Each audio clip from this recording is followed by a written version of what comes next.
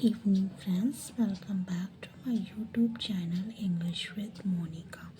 मैं आज आपके सामने प्रेजेंट परफेक्ट कॉन्टिन्यूअस टेंस के कुछ एग्जांपल्स को सॉल्व करूँगी और इसके बारे में आपको बताती जाऊँगी ताकि इस एग्जांपल के थ्रू आपको प्रेजेंट परफेक्ट कॉन्टिन्यूअस टेंस बहुत अच्छी तरह समझ में आ जाए।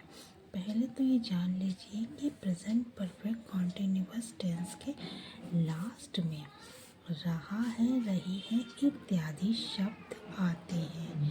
प्रेजेंट कॉन्टिन्यूअस टेंस के भी आखिरी में रहा है, रही है इत्यादि शब्द आते हैं, लेकिन दोनों में डिफरेंस ये होता है कि इसमें समय दिया रहता है। अगर यहाँ पर प्रेजेंट कॉन्टिन्यूअस टेंस होता तो उसमें ये लिखा होता बच्चे खेल रहे हैं, उसमें सुबह से ये शब्द नहीं यूज़ हुआ होता। अगर ये लिखा होता बच्चे खेल रहे हैं तो वहाँ पर प्रेजेंट कॉन्टिन्यूअस टेंस होता है, लेकिन यहाँ पर लिखा है बच्चे सुबह से खेल रहे। यहाँ पर समय के बारे में बता दिया गया है, तो जहाँ पर भी समय के बारे में बता दिया जाता है और रहा है, रहे इत्यादि शब्द आते हैं, वहाँ प्रेजेंट परफेक्ट कॉन्टिन्यूअस टेंस होता है।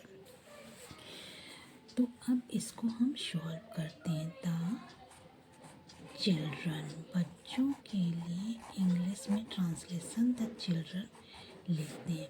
अब चूँकि ये बच्चे प्लूरल है तो इसके साथ have been, he, I, we, you, they तथा प्लूरल नाउन या प्लूरल नंबर के साथ have been as a helping verb use होती है।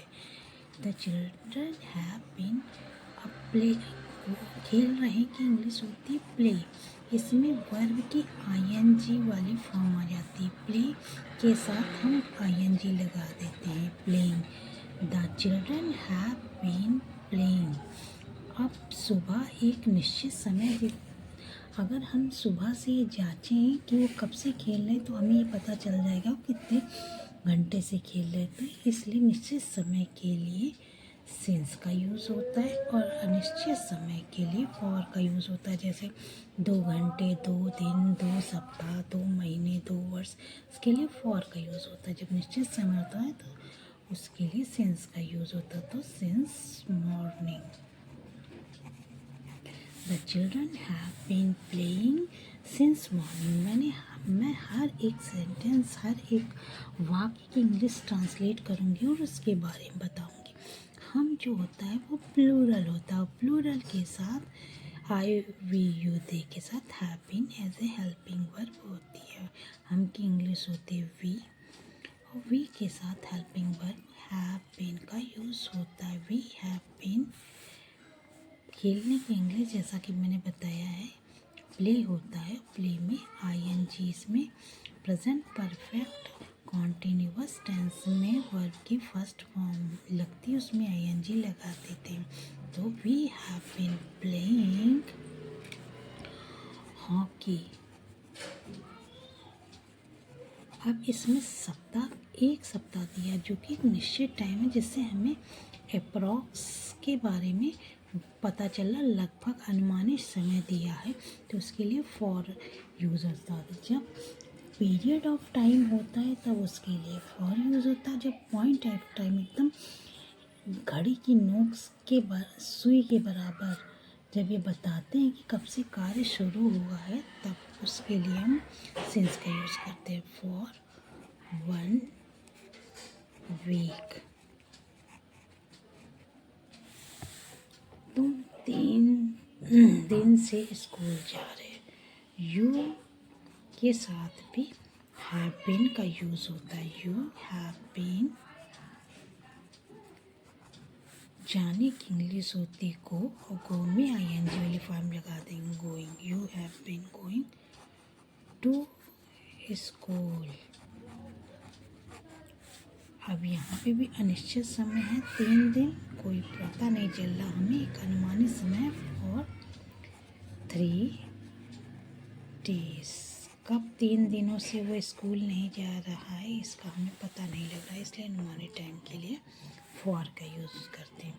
उसकी बहन 1 बजे से शोर मचा रही, 1 बजे से अब तक कितनी घंटे शोर मचा रही इसका हमें पता चल जाता है, तो इसलिए पर सिंस का प्रयोग होता है। हीज सिस्टर, उसकी बहन। अब ये एक सिंगुलर नाउन है या सिंगुलर नंबर, तो उसके साथ हैज़ बीन का यूज़ होगा। हीज सिस्टर हैज़ बीन, शोर मचाना की इंग्लिश होती मेक अ नॉइस, तो यहाँ पर आईएनजी वाली फॉर्म यूज़ होगी, मेकिंग अ नॉइस।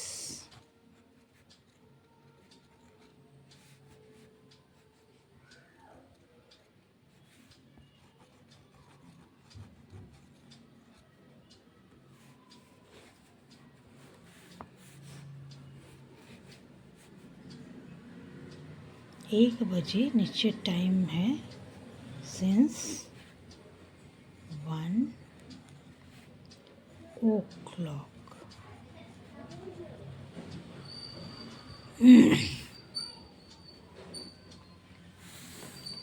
कुसुम 1 घंटे से निबंध लिख रहे। कुसुम भी एक सिंगुलर नाउन है, तो इसलिए सिंगुलर नाउन के साथ हम हैज़ बीन का यूज़ करते हैं। Kusum has been, he she it तथा सिंगुलर नाउन के साथ हैज़ बीन का यूज़ होता है as a helping verb. Kusum has been, write होता है वर्ब की फर्स्ट फॉर्म, तो writing. Kusum has been writing a letter. अब ये भी अनिश्चित समय, 1 घंटे में पता नहीं चल रहा कि कितनी देर से वो कार्य हो रहा है, तो यह का अनुमानित टाइम है, तो उसके लिए हम फॉर यूज़ करेंगे। For 1 our.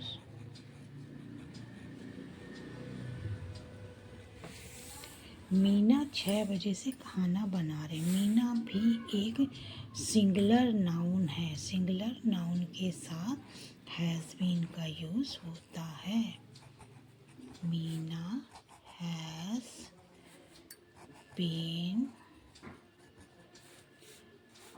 कुक होता है फूड के लिए, कुक लिखते हैं बनाने के लिए, तो आईएनजी वाली फॉर्म कुकिंग फूड। अब निश्चित टाइम है, तो इसलिए सिंस 6 o'clock।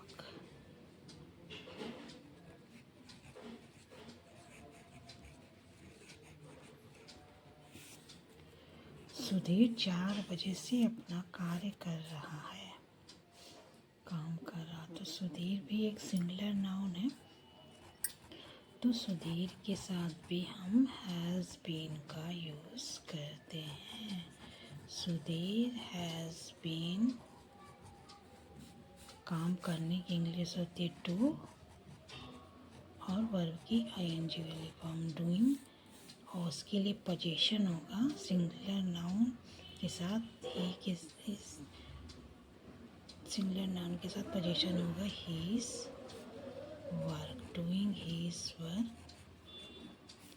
अब ये भी निश्चित टाइम है, सिंस 4 o'clock। तो ये कुछ उदाहरण थे जिनको मैंने आपके सामने ही आपको एक एक शब्द समझाते हुए सॉल्व किया। निश्चित समय के लिए फॉर का यूज़ होता है, निश्चित समय के लिए सिंस का यूज़ होता है, और अनिश्चित समय के लिए फॉर का यूज़ होता रहा है। रहे वाक्य के अंत में आता है इसमें, और इसमें टाइम दिया रहता है जिससे पता चलता है कोई कार्य कितने समय तक चल रहा है। ही सी इट तथा सिंगुलर नाउन के साथ हैज़ बीन का use as a helping verb होता है, और आई वी यू दे तथा प्लूरल नाउन के साथ हैव बीन का यूज़ होता है एज ए हेल्पिंग वर्ब।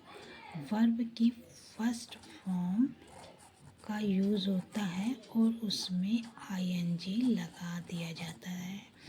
तो आई थिंक आपको इस एग्जाम्पल के through present perfect continuous tense बहुत अच्छी तरह समझ में आ गए होंगे।